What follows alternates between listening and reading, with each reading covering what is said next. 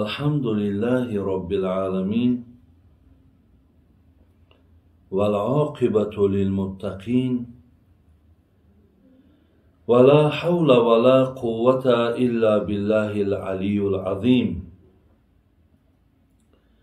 والصلاة والسلام على البشير النذير والسراج المنير سيدنا وشفيعنا محمد صلى الله عليه وسلم وعلى آله وأصحابه أجمعين. السلام عليكم ورحمة الله وبركاته. الله مهربان خاتمه کاری همه مانا بخیر، ایمان ها مانا با سلامت نگه داره.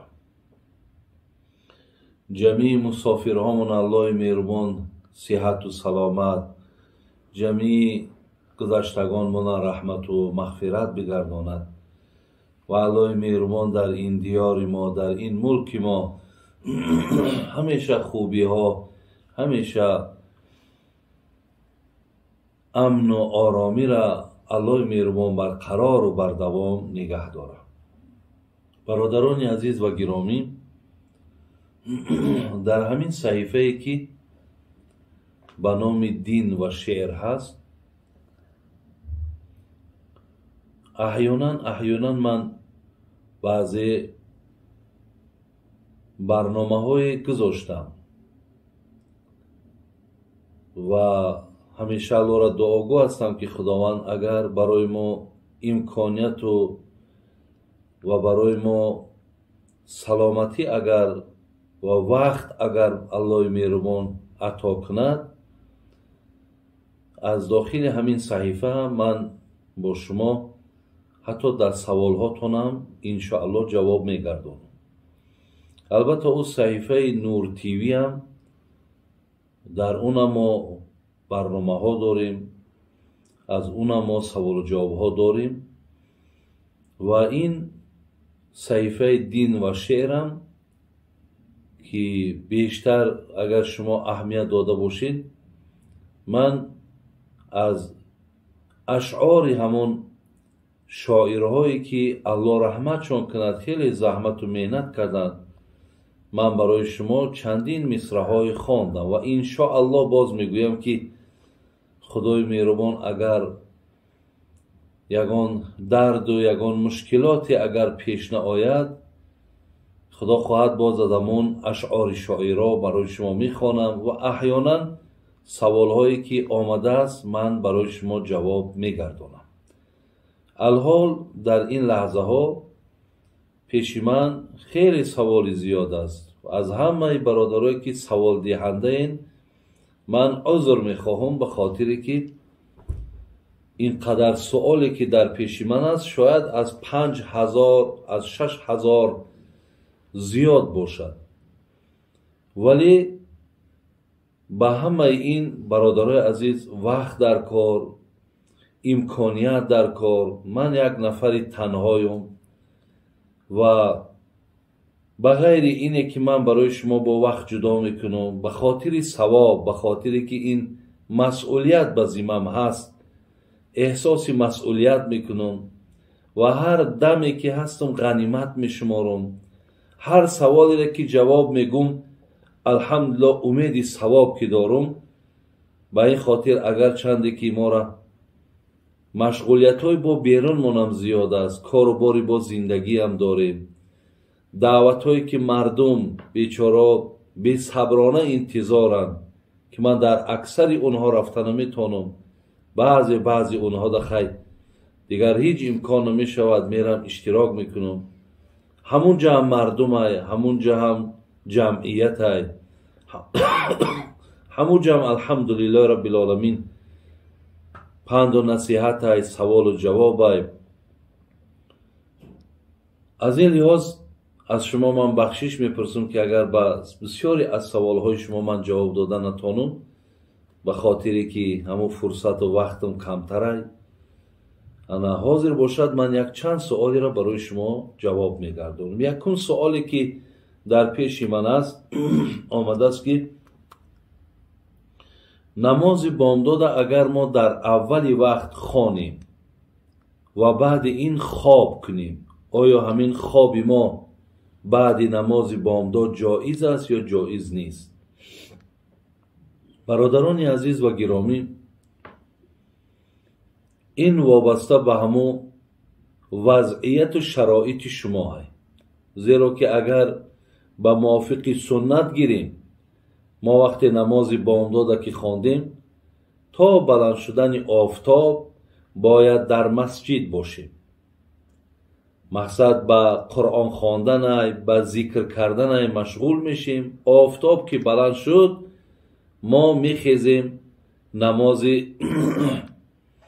ضحا میخوانیم و بعد از آن مقصد از مسجد بیرون میشیم. لیکن از بس که این برای هر نفر این امکانیت یا این شرایط نیست که رفته در مسجد خلاص تا بلند شدن آفتاب نشینه و ذکر کنه و نماز ضحا و نماز اشراق اینها را مقصد یا نماز سر آفتاب میگیم اینها را ادا کنه. برای کسی مقصد این امکانیت هست، موافق همین است، نماز که خوان بیاید خواب کنه بعد نمازی مقصد همون اشراقش یا ضحا. ولی برای نفرهایی که خلاص میروند در جماعت بامداد اشتراک میکنن ولی بعد آن با مشغولیت های خب بعد نمازی دارن، یعنی کار بازار دارن، کار ساختمانی دارن، کار اداره دارن. بیشتر برادرای مرا از این سوال میکنن که در دولت های بیرون از جمهوری من هستند که مقصد از کار خسته که میشوند، برای این البته برای این نفرها رخصت های اجازت های که شما در اولی وقت شما بیا بین همون ساعت های اولی وقت نماز که خواندین تا وقتی کار برآمدن تون 1 ساعت های 2 ساعت های خواب کنین، مقصد باز یک تنصیحتی و یک قوت پیدا کنین با دنبال کارتون شین. ولی برای نفرهایی که خلاص شبی دراز خواب بودن، یعنی برای اونا یگون خلاص خوابی بعد بامداد ای حسابی تنبلیش باشد، ای حسابی انا بگیم به حوصلگیش باشد، در این حالت خواب نکنیم بهتره. زیرا الله رحمت کنند محمد عمر سربازی را میگه 3 خواب بدترین خواب است. یکم خوابی که بعد نماز بامداد باشد، یعنی بعد نماز بامداد خواندن و خواب کردن بدترین خواب میگه، زیرا این لحظه های عالی عبادت است تا آفتاب بلند شدن. دویم خوابی که بدترین است میگه خوابی هست که انسان در درون نماز خواب کنه. وقتی بعضی نمازهای هست که طولانی هست، آدم وقتی همراه در درون نماز خوابش بره میگه این بدترین خواب است. سوم خواب میگه در حالت امر به معروف و نهی از منکر، وقتی مقصد اهل علم و علما وقتی امر معروف و نهی منکر میکنن و بعضی نفرهای هستن خوابن، بعضی نفرهای هستن که حتی با تلفن‌هاشون بازی دارن، یا بعضی آدم‌ها هستن که با تلفن‌هاشون صحبت میکنن. انامین حالت‌ها خوابشان بدترین خواب است. مشغولیتی به همو بازی و یا با همو گپ زدن این هم برادرای عزیز برای شما خیر و خوب نیست. انشاءالله گمان میکنم که سوالتون جوابش گرفتید. یعنی برای نفرهایی که حقیقتا خسته و ماندن خواب کنیم برای شما اجازت است. یکی برای کسایی که روی عادت چیدگی دیگه تنبل شدگیان این خواب خیر خوب نیست. برادرها تا برآمدن آفتاب حاضر حتی همو مسلم پرایی که در گویم تلفن ها هست، بسیار تلفن ها هست، حتی همو شروق نویساندگی یعنی همون طلوع آفتاب هم نشان میتد آفتاب در ساعت چند میبراید. یعنی از همون ساعت اگر شما مقصد خواب کنین اجازه تا این بین برادر عزیز شما یگان قرآن خوانین یا یگان ذکر کنین، البته این با سنت موافق و مطابقه. سوال دیگری که برادرای عزیز اینجا آمده است، گفتن شخصی که 5 وقت نمازش میخواند ولی نماز جمعه را نمیخواند، آیا این گونه شخص ثواب میگیرد یا نمیگیرد؟ یعنی نفرهایی داریم که 5 وقت نماز میخوانند لیکن نماز جمعه را نمیخوانند. نفرهایی هستند که جمعه را میخوانند و 5 وقت نماز را نمیخوانند. برادرای عزیز و گرامی، حقیقتا اینم گویم از فایدهش در زیان ضررش زیاده. زیرا چگونه ای که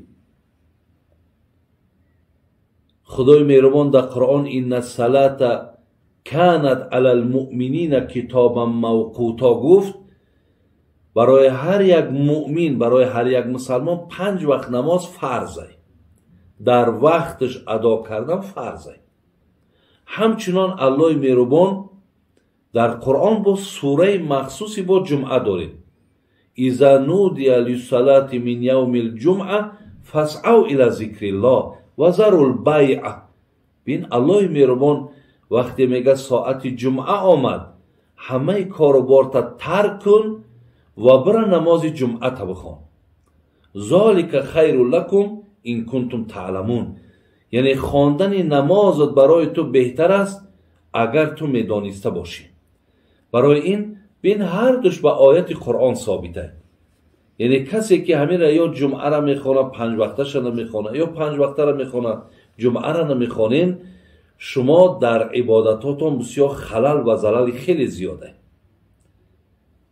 از این لحاظ کامل کننده تمام نماز ما، تمام خیر ما انمون نماز جمعه مانه. از این لحاظ برادر عزیز نگذارین که شما مقصد نمازی که فرض بزیممون یکیش ترک کنیم یکیش ادا کنیم. برای همین یعنی الله دانای نمازی تو قبول می شود نمی شود. وقتی که اگر انسان بینین میگه کسی 3 جمعه را اگر ترک کند در قلب او یک مهر زده می شود، یک مهر زده می شود. حتی او را در شریعت حتی برای مثال نرفتن جمعهش گناهکاری باشد با جریمه هم دارد. از این لحاظ نگذاریم برادرها که قلبهای ما و شما با نخواندن یا نماز 5 وقته یا نماز جمعه مهر زده شود. یعنی دیگر قلب وقتی که مهر زده می شود دیگر مثل که همین یک قلبی که محکمه، یعنی دیگر میل هامون، خواهش هامون، محبت هامون همه دیگر برادر عزیز گم می شود. از این لحاظ حرکت کنید که هر دوش ادا کرده شود. سوال دیگری که در اینجا آمده است گفته است که بابا جان به خاطر زیباگی نزد شوهرهامون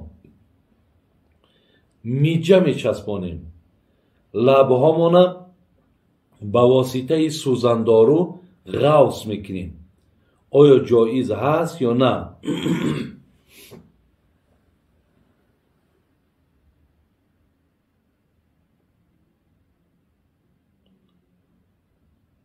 خواهر سوال کرده است برادران عزیز که برای خاطری مقصد شوهرهامون یا برای گویم هوسمند کردن شوهرهامون یا برای دل اونها را به دست گرفتن ما، اگر ما بالای همین میجه ها ماندن میجه چسبونیم یا بالای مثال گویم همین لبه هایی که هست همین ها را با واسطه سوزندارو مثال غوص میکرده، آیا همین جایز هست یا نه؟ نه خواهرای عزیز، جایز نیست. اگر شما نگاه کنین سوره نساء را ببینین، سوره نساء خود همین سوره که درباره زنها آمده است. نساء یعنی یگانه سوره که به نام زنها سوره نازل شده است. در آیت 119 الله مهربان میگه که فلا یغیرن خلق الله. ببینین فلا یغیرن خلق الله، وقتی میگه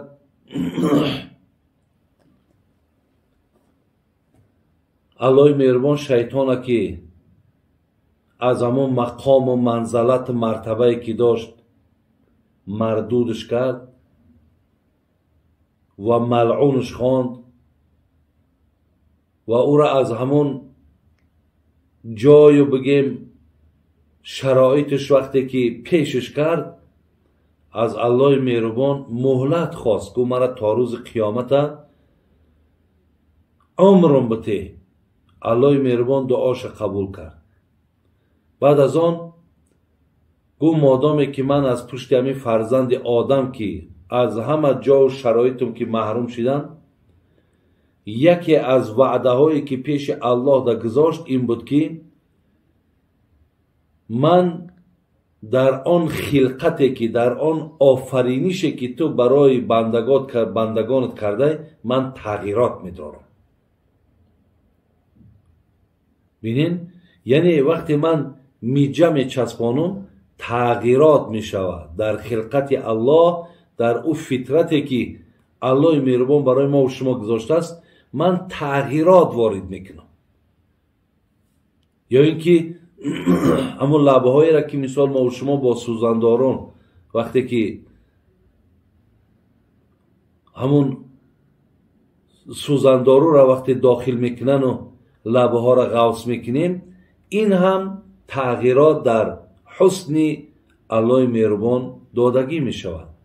به این خاطر برادرای عزیز و خواهرای عزیز گوییم هیچ وقت این عمل برای شما جایز و روا نیست. لیکن دانی خواهرای عزیز، من چیزی را که دین، هر چیزی را که اسلام وقتی من میکنه به فایده جانتای، از هر چیزی که الله مهربان اجازت داد به فایده جانتای.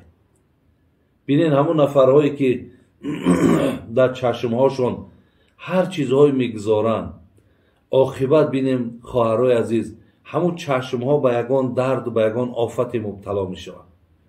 یا همون نفرهایی که بینین حتی مقصد لبه هاشونه، پیشوی براشونه، دیگر مثال عضوهاشونه تغییرات میدارن، همشون به هر بیماری های وزنین گرفتار شدن.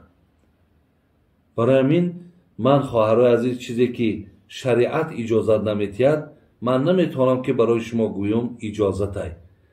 و ایلا اگر یک بار نظر کنیم به زنهای پیامبر نازنین مادراتون بگیم، به زنهای مثال اصحاب پیغمبر، به یگان مقصد همون لبه های غوثشون، به همون میجه های گذاشتگیشون، به همون پیشای برشون بلند کردن، چی زنهای زیبایی بدن، چی زنهای خوبی بدن، چی فرزندهای بهترینی را به دنیا آوردن خواهر عزیز که نامشون تا امروز در کتابا ثبت هست.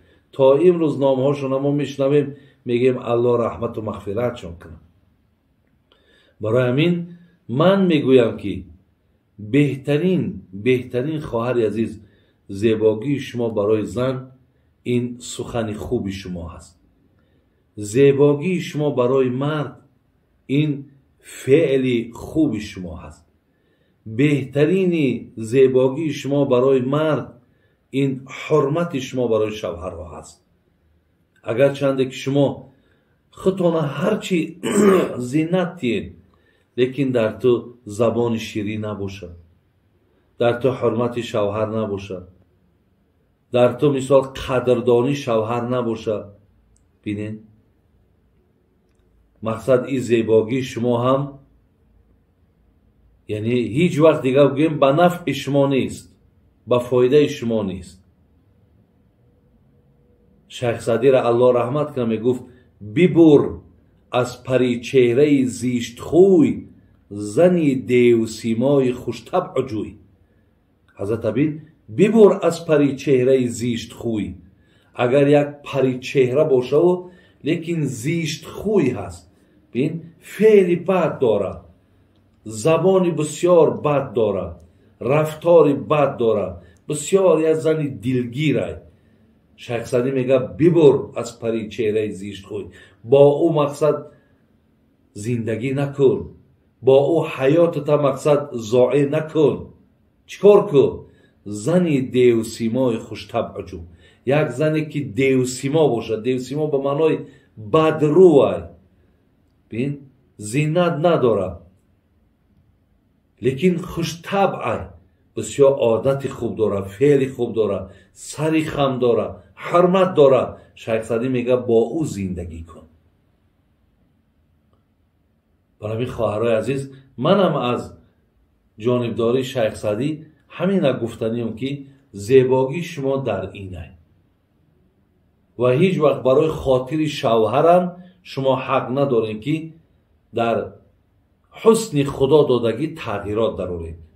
اگر شوهر شما را مجبورم کند، حق مجبور کردن هم ندارد و شما اگر سخنش ردم که کنین، شما گناهگار نمیشید.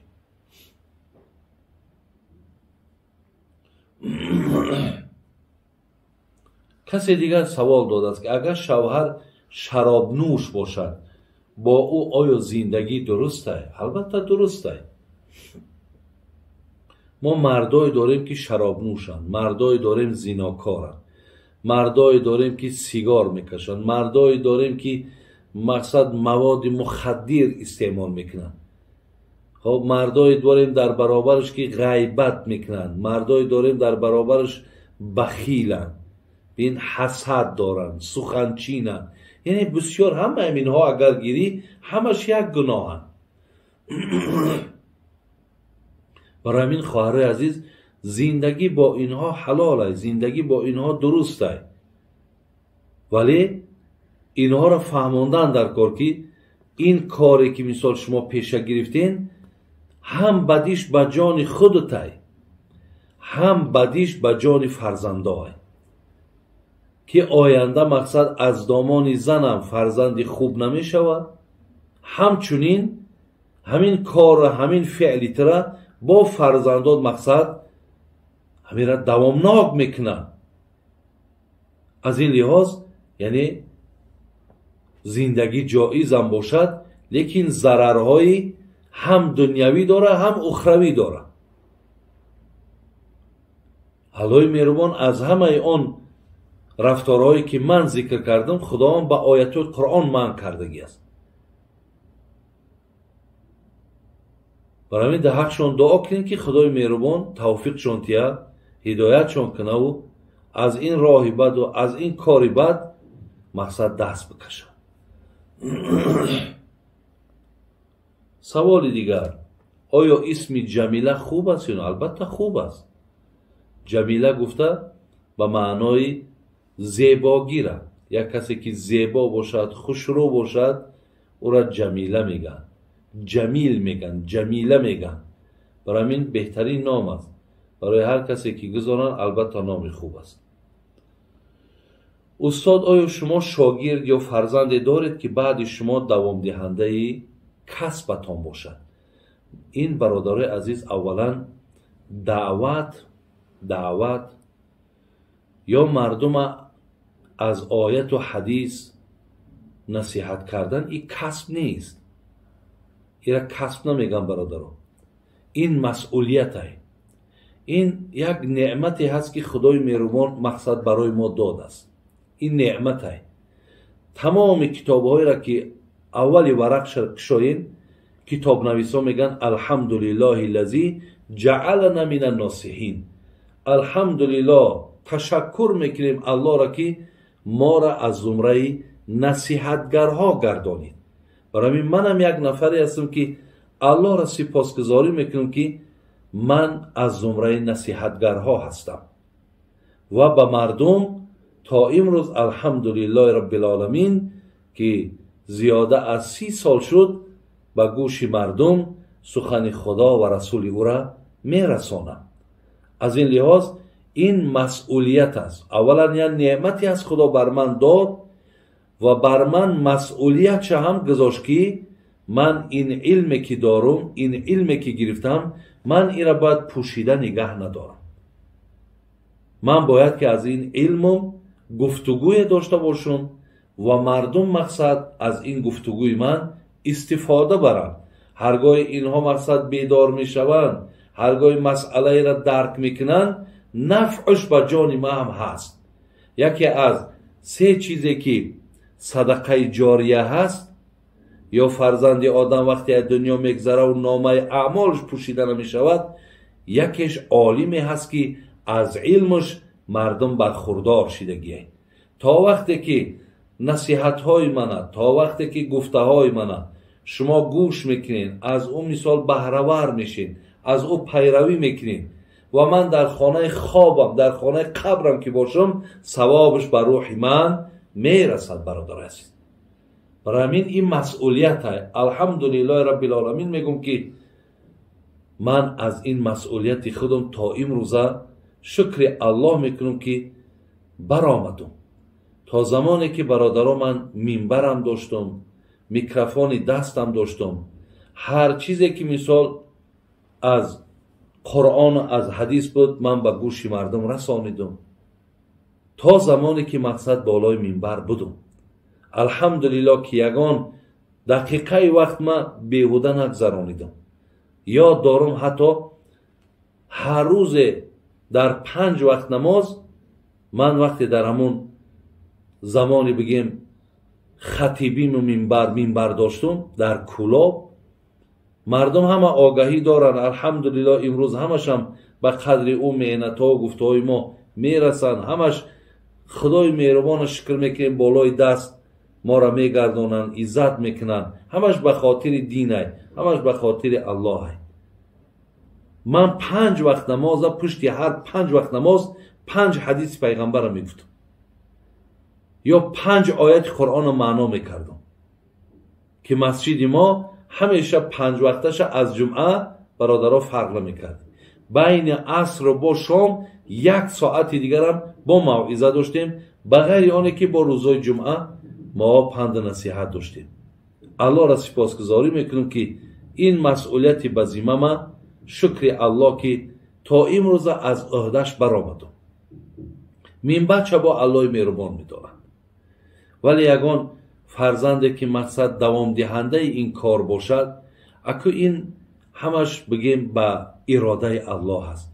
شکر که ما فرزندایی که داریم خواندیمشان، حافظ قرآنشان هم کردیم، از قرآن و از علم دینم آگاهشان هم کردیم.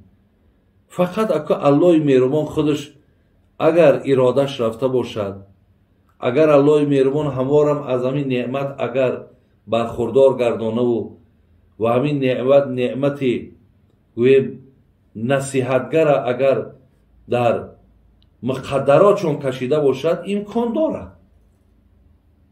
لیکن الحال بگیم کسی که از من حاضر مردم دعوت میکردگی باشه حاضر نداره، ولی منبعش الله میدانه. برادر عزیز، شما دعا کنید که خدای مهربان همین فرزند ما یا مقصد یگان نزدیکای از ما دوام دهنده همین باز همین مسئولیتی که من داشتم، همین مسئولیتی که من مقصد به پیش بردم، اونها دوام دهنده همین کار باشن. شما در حقشان دعا کنید. از خدا امید است، پیش الله مهربان هیچ سختی مشکلی نیست.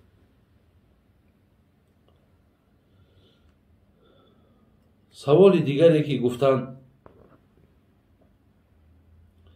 استاد سبب اساسی اختلاف و با گروه ها جدا شدن مسلمان ها در چیست؟ چرا مسلمان ها بین یکدیگر اختلاف کردند؟ چرا بین مسلمان ها جدایی شد؟ چرا؟ دادار عزیز، این موضوع بسیار موضوع وسیع است. برای چی امروز مسلمان ها با گروه ها تقسیم شدند؟ بین حاضر هر کدام شما میبینین بین تقسیم شدن یک طرف اینقدر اختلاف ها، اینقدر تحقیر ها، اینقدر توهین ها، مسلمان اینقدر دروغگو گفتن، مشرک گفتن، کافر گفتن، خب مثل که مرتد گفتن، منافق گفتن. این چقدر برادرها زیشتی ها دارد نه امروز؟ چقدر بدبختی ها هست امروز. ایدهن همو بعضی نفرهایی که گویم اعوذ بالله میگن، شاید دل بعضی ها را برده باشند، لیکن مثل که همون دو جیبک داره بگیم، دو کیسک داره، در یک کیسش تمغه همون مشرک کافر، در کیسک دیگرش همون پیچتی انا منافق مرتد. کسی را خواه همون مهر 4 تا هم پیچت داده شد. ایشا خواه مشرک میگه، ایشا میخواه مرتد میگه، ایشا میخواد مقصد منافق میگه، اوشا میخواد کافر میگه. امروز شما یا را شنیده استید اگر چند حکمی که اینا میکنن 5 تینه ارزش نداره. با مشرک گفتن اینا کسی مشرک نمیشود، با کافر گفتن اینا کسی کافر نمیشود، زیرا همه یا با خودشون حالت داره. کدام حالت آدم مشرک میشود، کدام حالت آدم کافر میشود.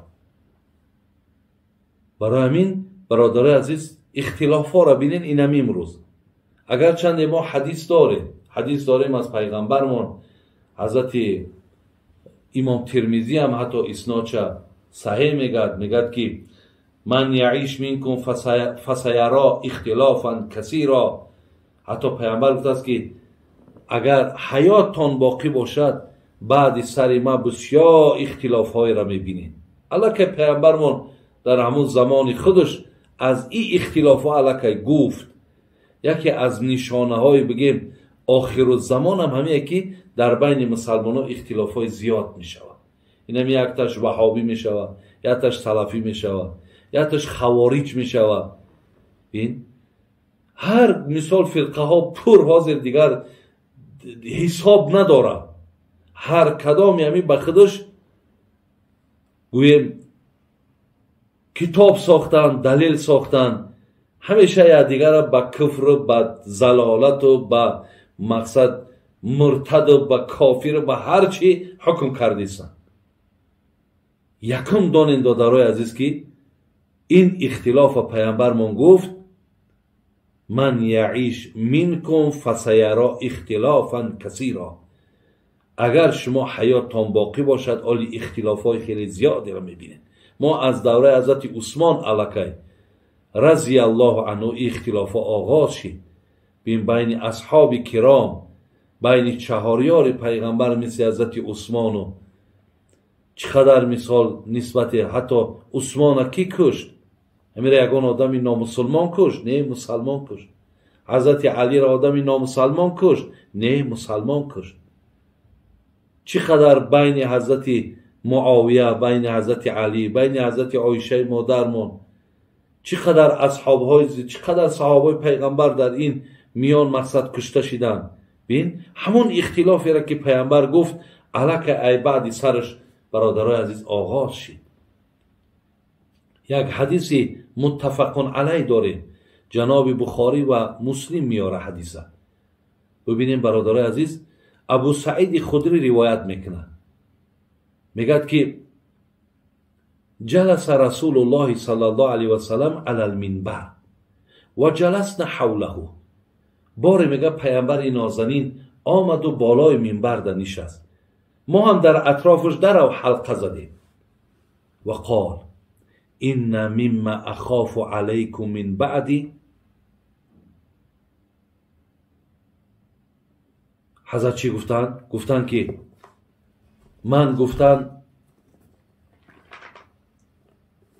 این متن پرش برادران عزیز و گرامی، گفتن این مما اخاف علیکم من بعدی ما یفتح علیکم من زهرت دنیا و زینتها.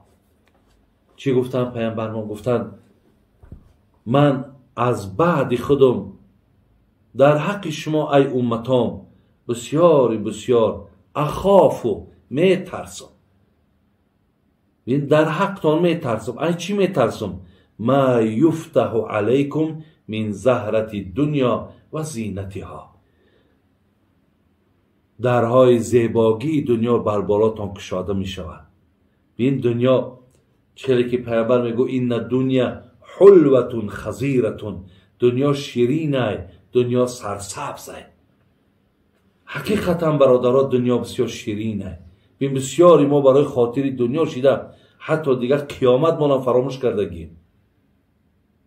به این خاطر برادران و خواهران پیامبر بین میگد می ترسم از بعد سری خودم که همین دنیا و زینت دنیا، شیرینی های دنیا دل شما را می برد. بین چشم شما را می برد.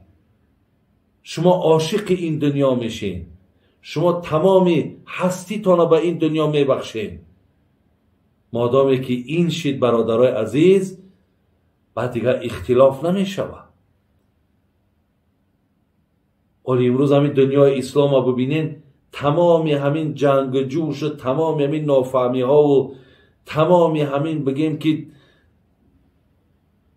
هر روز یک گروهی نو، هر روز یک فتوای نو، هر چی صادر می شود همش به خاطر دنیا های برادران. یعنی همین نازکی دین مانه که فهمیدن به طریق دنیا ما را از یکدیگر جدا کردن.